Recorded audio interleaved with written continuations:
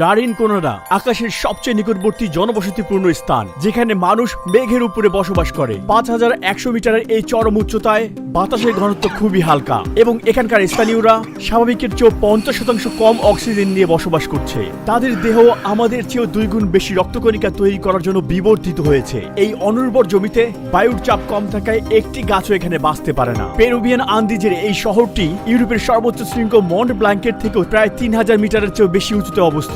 এছাড়াও এটি এমন একটি জায়গা যেখানে অপরাধ এবং বিপদ সবসময় নিকটেই থাকে।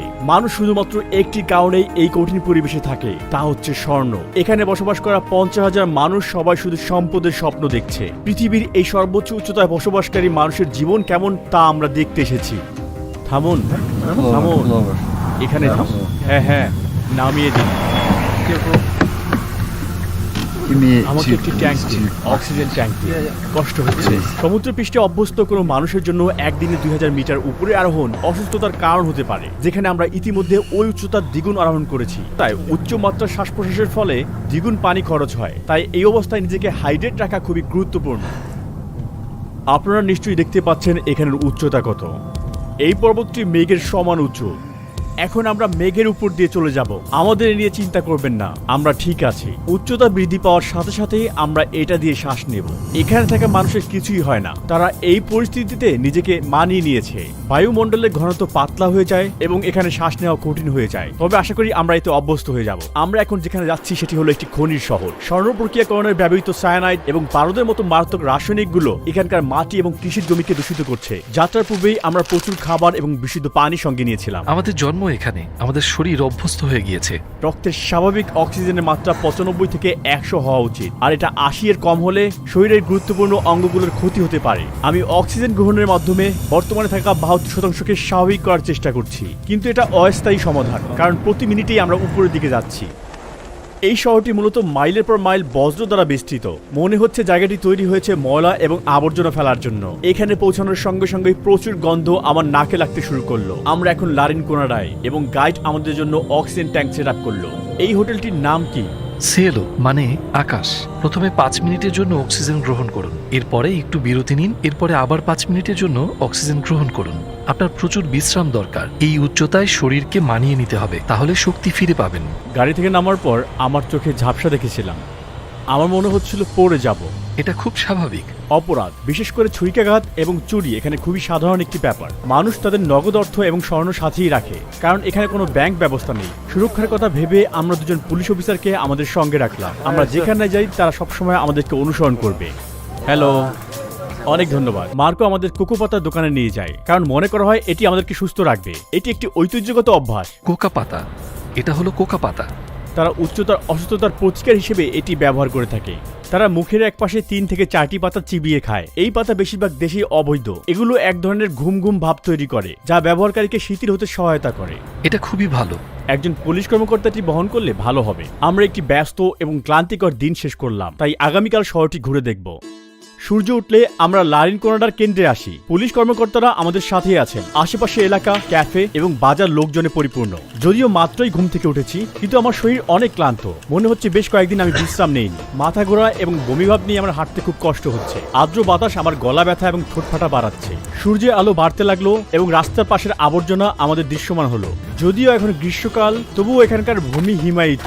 এখানে রাতের তাপমাত্রা -10 ডিগ্রি সেলসিয়াসে নেমে যায়। এখানে মানুষ বিদ্যুৎ এবং গরম ছাড়াই ধাতব খুপড়িতে বসবাস করে এবং এসব বাড়িতে কোনো রান্নাঘর এবং বাথরুম নেই এবং হাজারো মানুষকে ব্যক্তিগত প্রয়োজনে এই পাবলিক টয়লেট এবং গোসলখানা ব্যবহার করতে হয়। উপরে থাকা মাকড়সা জালের মতো এই পাইপ উপর থেকে শহরের কেন্দ্রে জল বহন করে।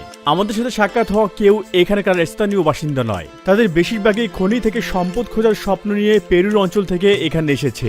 2001 থেকে 2012 সালের মধ্যে সোনার দাম 6 গুণ বৃদ্ধি পেয়েছে, আর সঙ্গে সঙ্গে এই এলাকার জনসংখ্যাও বৃদ্ধি পেয়েছে। তবে এই বসবাসকারী 50,000 মানুষের জীবনের পরিস্থিতি খুবই নির্মম। কিন্তু এই ক্রমবর্ধমান জনসংখ্যার উপযোগী কোনো অবকাঠামো গড়ে তোলার জন্য কোনো উদ্যোগ এখানে নেই। প্রতিদিন হাজার হাজার মানুষ রাস্তার উপরে তাদের ব্যবহার করা আবর্জনা ফেলে দিচ্ছে। এগুলো দেখার এখানে কেউ নেই, সবাই নিজের মতো চলছে এখানে। সবচেয়ে ভয়ঙ্কর সমস্যা হলো পয়ঃনিষ্কাশন ব্যবস্থার অভাব। ময়লা পানি সবার সামনেই রাস্তার উপর দিয়ে বইছে। এই ফুটবল মাঠে থাকা ঘাসগুলো বাস্তব নয়, এগুলোকে কৃত্রিমভাবে বানানো হয়েছে। কারণ এখানে কোনো ধরনের গাছপালা এই উচ্চতায় বাঁচতে পারে না। শহরটি লাবালা দুরমিন্টে নামক এক পাহাড়ের চারপাশে অবস্থিত। এর অর্থ স্লিপিং বিউটি। আপনি কি এখানে একজন মহিলাকে দেখতে পাচ্ছেন? ওই হলো মাথা, আর এই দিকটা শরীর। সে ওখানে ঘুমিয়ে আছে। শহরটি তার বিশৃঙ্খল ধূসর কাঠামো নিয়ে আকাশে মিশে গেছে। প্রতিদিন সকালে শ্রমিকরা খনিতে পৌঁছানোর জন্য পায়ে হেঁটেই কয়েক কিলোমিটার পথ পাড়ি দেয়। বিপজ্জনক গ্যাসে ভরা এই টানেলের ভিতরে কাজের পরিবেশ অত্যন্ত কঠিন। এই শহরটিকে দ্য ডেভিলস প্যারাডাইসও বলা হয়, কারণ এটি এমন একটি শহর যা অবৈধ কোম্পানিগুলো দ্বারা শাসিত। সুড়ঙ্গের কাছাকাছি এমন কিছু চিহ্ন রয়েছে যেখানে অনুমতি ছাড়া প্রবেশ করলে গুলি করার নির্দেশ দেওয়া হয়। যাই ঘটুক না কেন, আমরা ভিতরে প্রবেশের জন্য প্রতিজ্ঞাবদ্ধ। দেখতে চেষ্টা করব ভিতরে কি ঘটছে, কিন্তু আমার বন্ধু বলল তারা হয়তো সেই সুযোগ দেবে না। ওই দেখুন মহিলা। ওই মহিলাটি ওখানে একাই কাজ করছে, অবশিষ্ট থাকা জিনিস সংগ্রহ করছে। হ্যাঁ, নারীদের খনিতে কাজ করা নিষিদ্ধ। স্থানীয়রা বিশ্বাস করে এতে স্লিপিং বিউটি ঈর্ষান্বিত হয় এবং ভূমিকম্পের মতো বিপর্যয় আসতে পারে যদি কোনো মহিলা তার স্বর্ণ স্পর্শ করে। খনি থেকে ফেলে দেয়া বজ্র পাথরের সোনার সন্ধান করে তার জীবিকা নির্বাহ করে। আর এই ধরনের কাজ করা শিশুদের গালে ফ্রোস্ট বাইটের দাগ দেখে খুব সহজেই শনাক্ত করা যায়। ক্যামেরা সহ বিদেশি হওয়ার কারণে আমি সবার মনোযোগ আকর্ষণ করছিলাম। এই পয়েন্টের পরে ক্যাপচার করার জন্য আমার ফোন মার্ককে দিয়েছিলাম। শুকনো ফুল, ফল এবং অ্যালকোহলের বোতল দিয়ে সজ্জিত খনির স্থানের কাছাকাছি এই মূর্তিগুলো পাহাড়ের দেবতাদের প্রতিনিধিত্ব করে। শ্রমিকরা দুর্ঘটনা থেকে সুরক্ষা পেতে এবং সোনার সন্তানের সাফল্য পেতে প্রার্থনা করতে এখানে আসে। উন্নত দেশগুলোর তুলনায় এখানে বিস্ফোরণ, ছাদ ধসে পড়া এবং গ্যাস বিস্ক্রিয়ার মতো ঘটনা প্রায় 25 গুণ বেশি ঘটে। যদি একজন শ্রমিক এখানে মারা যায় তাহলে কোম্পানি ক্ষতিপূরণ হিসেবে তাকে মাত্র $600 প্রদান করে। লারিন কোনাডায় নিয়মিত বেতনের ধারণা নেই। এখানে শ্রমিকরা কাশেরো নামক একটি পুরনো এবং অবৈধ শ্রম ব্যবস্থাপনার মাধ্যমে কাজ করে। তারা পুরো মাসে বিনা বেতনে কোম্পানির জন্য আর নিজেদের জন্য একদিন কাজ করে, আর সেই দিন তারা যে স্বর্ণ খুঁজে পায় তা তাদের বেতন হিসেবে বাড়ি নিয়ে যায়। ওই দিনটি সাফল্যের উপর নির্ভর করে তারা একটি উল্লেখযোগ্য পরিমাণ উপার্জন করতে পারে। সুতরাং তাদের আয় পুরোপুরি ভাগ্যের উপর নির্ভর করে। যাই হোক, এই শ্রমিকেরা কখনো কখনো সুদর্শন পাথর পকেটে গোপন রেখে অথবা কোথাও ওই দিনটির জন্য লুকিয়ে রেখে বেতনের এই অনিশ্চয়তাকে কমিয়ে আনতে চেষ্টা করে। আমার অক্সিজেনের মাত্রা এখন 65%, যা স্বাভাবিক 95 থেকে 100%-এর অনেক নিচে। তাই আমি খুব ঘন ঘন শ্বাস প্রশ্বাস নিচ্ছি এবং বর্তমানে আমার হৃদস্পন্দন 120-এর অনেক উপরে, অথচ এটা 80 থেকে 100-এর মধ্যে হওয়া উচিত ছিল। এই মুহূর্তে এখানের একজন স্থানীয় মানুষের অক্সিজেন মাত্রা পরীক্ষা করা হচ্ছে। তার ফলাফল আমার চেয়ে অনেক ভালো, 82% অক্সিজেন এবং 97 BPM হার্ট রেট। আমি আর দাঁড়াতে পারছি না, তাই কিছু অক্সিজেন পেতে আমি হোটেলে ফিরে যাব। ঠান্ডা থেকে মুক্তি পেতে আমাকে সবসময় এই কোটটি পরে থাকতে হচ্ছে। এখন আমরা শহরের বিপজ্জনক রাত বেছে। এই শিলায় আয়রন সালফেট বেশি, যা পরবর্তীতে পানি এবং বাতাসের সংস্পর্শে এলে অক্সিডাইজ তৈরি হয় এবং ফলশ্রুতিতে এই গভীর লাল রং তৈরি হয়। এখানে বসবাসকারী স্থানীয় লোকেরা পারদ এবং সায়ানাইড থাকা দূষিত জল দিয়ে ফসল ফলায় এবং তাদের পশুদের বড় করে। এখানকার মানুষের গড় আয়ু মাত্র 35 বছর। এই রাসায়নিক বিষক্রিয়া হলো এর একমাত্র কারণ। এই উচ্চতায় প্রতিটি নিঃশ্বাস সমুদ্র বৃষ্টির তুলনায় প্রায় 50% কম অক্সিজেন পায়। অতএব লারিন কোনাডার একজন বাসিন্দার রক্তের ঘনত্ব একজন স্বাভাবিক মানুষের রক্তের দ্বিগুণ, যা রক্তনালীকে বাধাগ্রস্ত করে এবং মারাত্মক স্বাস্থ্য ঝুঁকির দিকে পরিচালিত করে। একটি কঠিন দিন পার করে খনি শ্রমিকেরা শহরের কেন্দ্রে ছুটে আসছে। এই শহরের মাত্র কয়েকটি রাস্তায় বিদ্যুৎ রয়েছে। সকল শ্রমিকেরা এখন এখানে। তারা বাজার করছে এবং একে অপরের সাথে কথাবার্তা বলছে।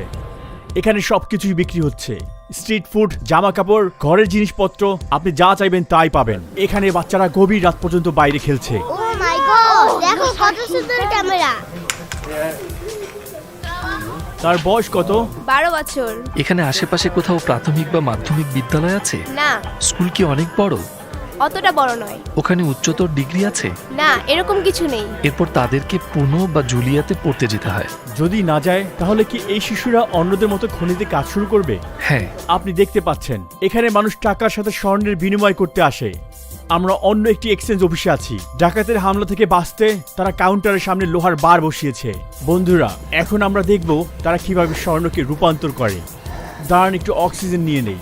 আপনি এখন দেখতে পাচ্ছেন একজন শ্রমিকের পুরো মাসের কষ্টের ফলাফল। এই মুহূর্তে স্বর্ণটি পারদের সাথে একত্রে রয়েছে। এই দুটি ভিন্ন ধাতুকে আলাদা করতে কিছুটা তাপ প্রয়োগ করা হবে। প্রতি গ্রাম স্বর্ণের জন্য প্রায় 2 গ্রাম পারদ বাষ্পীভূত হয় এবং বায়ুমণ্ডলে মিশে যায়। আমাকে বলবেন এই কাজের সবচেয়ে কঠিন অংশ কোনটি? স্বর্ণ পরিবহন করা। এখানে অনেক খারাপ লোক বা ডাকাত আছে, তাই এগুলো এখানে পরিবহন করা মোটেও নিরাপদ নয়। এ কারণে মানুষ এখানে আসতে ভয় পায়। তিনি লারিন কোনাডার সবচেয়ে কি পছন্দ করেন? আসলে সত্যি বলতে এখানে ভালো তেমন কিছুই নেই। আশেপাশে যা কিছু দেখছেন সবকিছুই দূষিত। এখানে মোটামুটি জাতীয় আয় থেকে বেশি। জাতীয় আয় থেকে বেশি, তাই না? এজন্যই মানুষ এখানে আসে। এখানে মাথা ব্যথা এবং ক্লান্তির মতো উপসর্গগুলো কমাতে বিভিন্ন ভেষজ দিয়ে চা বানানো হয়। আমরা এটাকে বলি অ্যামোলিয়েন্টে। কি দিয়ে বানানো এগুলো? এতে আছে পানি, আছে বিভিন্ন ভেষজ এবং সিরাপ। এটা সত্যি ভালো, একটু খেয়ে দেখুন। একটু একটু অল্প খেয়ে দেখুন। এটা অনেক কড়া, তাই এটা পান করা আমার জন্য অনেক কষ্টকর। মানে আলো নেই, তাই এখানেই থামা ভালো, নয়তো একটি বিপদ ঘটতে পারে। বেশিরভাগ শ্রমিকেরা তাদের কষ্ট অর্জিত অর্থ এই রাস্তার অ্যালকোহল এবং নাইট লাইফের জন্য ব্যয় করে। এখানকার কঠিন পরিশ্রমও হয়তো কাউকে হত্যা করতে পারে না, কিন্তু ছুরিকাঘাত এবং এইডস তাদেরকে প্রতিনিয়ত হত্যা করছে। এই রাস্তায় শ্রমিকদের জন্য বার, নাইট ক্লাব এবং আরো অনেক ভোগের সামগ্রী রয়েছে যাতে শ্রমিকেরা মগ্ন থাকে। থানা রয়েছে এবং এখানকার সরকার এই অপরাধের বিরুদ্ধে লড়াই করার জন্য কোনো প্রচেষ্টাই চালাচ্ছে না। এখানে কোনো কারাগার রয়েছে না, তবে এখানে ছোট্ট একটি জায়গা আছে, এটাকে আমরা কেলাবোজা বলি। এখানে মনে হয় কোনো হাসপাতালও নেই, তাই না? হ্যাঁ আছে, কিন্তু ছোট, খুবই ছোট। মনে হয় সব মিলিয়ে 2 থেকে 3টি রুম। আমরা একজন শ্রমিকের সাথে কথা বলেছি যিনি 12 বছর যাবৎ এই পেশায় নিয়োজিত আছেন এবং এই শহরের একমাত্র জিমের মালিকও তিনি। তীব্র পরিশ্রমের পর শ্রমিকেরা এখানে এসে ব্যায়াম করে। রামিরও এখানকার ভাগ্যবান শ্রমিকদের মধ্যে একজন। আপনার জীবনে পাওয়া সবচেয়ে বড় স্বর্ণের দানার ওজন কত ছিল? 200 গ্রাম। ওহ, দারুণ।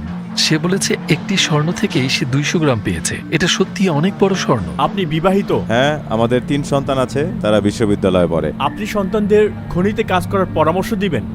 না, কারণ এটা খুবই বিপজ্জনক। উচ্চতা আপনার শরীরকে প্রভাবিত করে? হ্যাঁ, আপনি জানেন, যদিও আমি পুনো থেকে এসেছি, আমার এই সমস্যা ছিল। পুনো সমুদ্রপৃষ্ঠ থেকে 3800 মিটার উপরে, তাই সমুদ্রপৃষ্ঠ থেকে 5000 মিটার উপরে এখানে আসাটা চ্যালেঞ্জিং হতে শুরু করে। প্রথমে হজমের সমস্যা, 3 দিনে সে কি কষ্ট!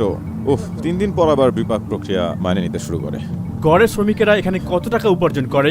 এটি সময় সময় পরিবর্তন হয়, কখনো কখনো এটি উপরে নিচে নিচে এবং আবার উপরে যায়। এখানে একজন কম বেশি প্রায় 2000 পেরুভিয়ান সোলিস একটু বেশি উপার্জন করে আর কি। খনিতে কাজ করার জন্য আপনার হাত প্রভাবিত হয়েছে। স্বর্ণ থেকে খনিজ আলাদা করার চেষ্টা করার সময় আমি দুর্ঘটনাক্রমে নিজেকে একটি পাথর দিয়ে আঘাত করি। আপনি একটি পাথর ব্যবহার করছেন স্বর্ণ আলাদা করতে এবং তারপর হঠাৎ ব্যাম, ইনজুরি, বিশেষ করে এই পাশে যখন আপনি আঘাত করছেন। খনিতে কোনো শ্রমিক মৃত্যুবরণ করেছে? এটা হরহামেশাই হয়। খনি অনেকে বলে শক্তিশালী পুরুষদের জন্য, তারা পেশি শক্তিকে বোঝায় না। প্রাথমিকভাবে এটি মানসিক শক্তি সম্পর্কে বলা হয়। আরো বেশি সহ্য ক্ষমতা, দক্ষতা এবং উচ্চতা বিবেচনা করে। এটি মোটেও এত সহজ নয়। আমরা সমুদ্রপৃষ্ঠ থেকে 5000 মিটার উপরে আছি। যদিও লারিন কোনাডায় আসা এবং এখানে স্বর্ণ খোঁজার স্বপ্ন বাইরে থেকে আকর্ষণীয় বলে মনে হতে পারে, তবে এখানকার বেশিরভাগ শ্রমিক বা তাদের পরিবার তাদের কাঙ্ক্ষিত আর্থিক স্বাচ্ছন্দ্য উপার্জন করতে পারে না। পেরু সরকার স্বর্ণ খোঁজার এই অবৈধ কার্যক্রম এবং শ্রমিকদের উপর নির্যাতনের এই বিষয়ে একেবারেই নীরব। এত কিছুর পরেও মানুষ পৃথিবীর সর্বোচ্চ বসতিতে উন্নত জীবনযাপনের সুযোগ খুঁজছে। ভিডিওটি দেখার জন্য ধন্যবাদ। নতুন ভিডিও মিস না করতে চাইলে আমাদের চ্যানেলটি অবশ্যই সাবস্ক্রাইব করুন। দেখা হবে নতুন ভিডিওতে। সাথে ছিলাম রুহি চ্যানেল।